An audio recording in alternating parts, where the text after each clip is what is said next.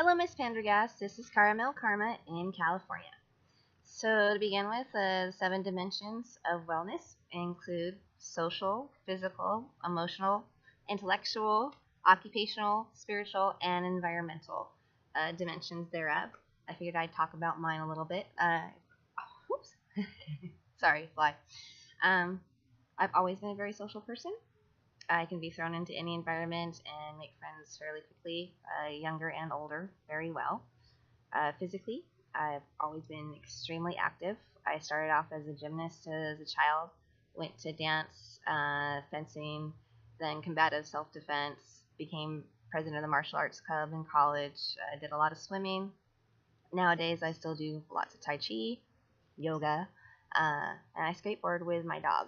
And sometimes I even combine things like doing Tai Chi while skateboarding with my dog. Emotional well being, I have always been an optimistic person, even despite challenges given to me by my added head injuries and learning disabilities. I'm a very optimistic person, and that's helped me get through a lot of things in life. Oops.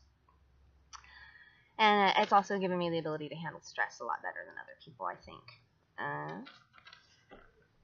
I'm very comfortable sharing my feelings and expressing myself, my emotions, regardless of the situation. Even when things are stressed or tense, I can still share how I feel about the situation fairly well.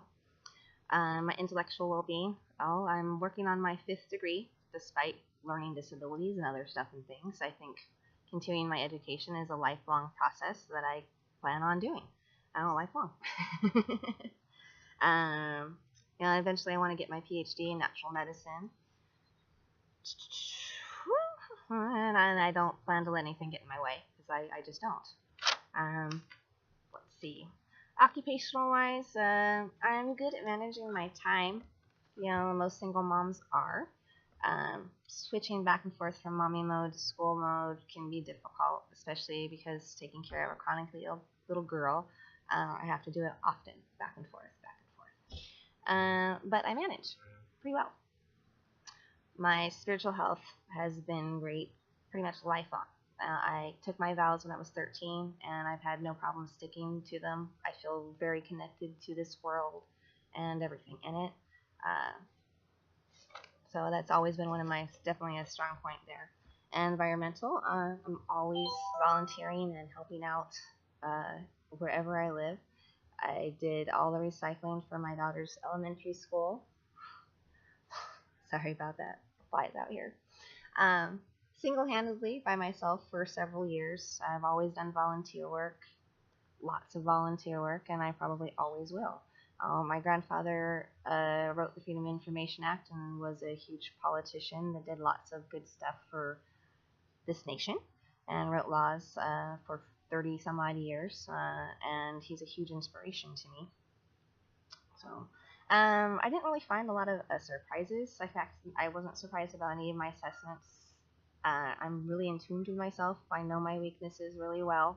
That's why I do well, is because I accept my weaknesses and I figure a way to work on them and work over them and through them. My weak areas for scoring were in the drug and alcohol area. That was my lowest. Stress and nutrition and social wellness kind of slid in there together at an 86 on 3rd. Life factors that affect those things were we recently moved here to a new area. After having a couple conversations with the American Lung Association and the EPA, decided that my drill needed to be up in the mountains, and so we're headed that way. Right now we're staying in a trailer park for a couple months while we're waiting on paperwork. So fun stuff. Now that's definitely added into stress, and I'm hours away from all of my friends, that I've made new ones, but it's just a little different. So, and definitely being a single mom of a chronically ill child and being on welfare, those were definitely all factors that are related. And being in a new community. Let's see. So I actually had 4 areas that came in at 100% wellness, and that was physical fitness, intellectual, occupational, and spiritual wellness. Um, like I think I mentioned before, my personality being optimistic, I think plays a big role in all of that. Doesn't matter what kind of stress I'm going through, I figure out a way to push through it. Let's see. I think always staying in school and never giving up on myself. All that's all plays a role. Let's see. Oh, and I have a view of the whole world as part of my community, which motivates me to do things. So I'm a huge worldwide activist between my grandpa and just I'm a passionate person. Also, I have to do stuff. I have learned that wellness is achieved and maintained through a self-initiated, holistic approach and understanding of myself and my community. I have faith in my abilities to make positive change around me. Even when obstacles show up, I never let challenges stop me. So some things I want to work on for my health and wellness include vaporizing more. I use medical marijuana to actually need it for my blood sugars. So I'm going to try to vaporize more. Even though my physical fitness was 100%, since my stress levels are a little high, I'm going to do more exercising.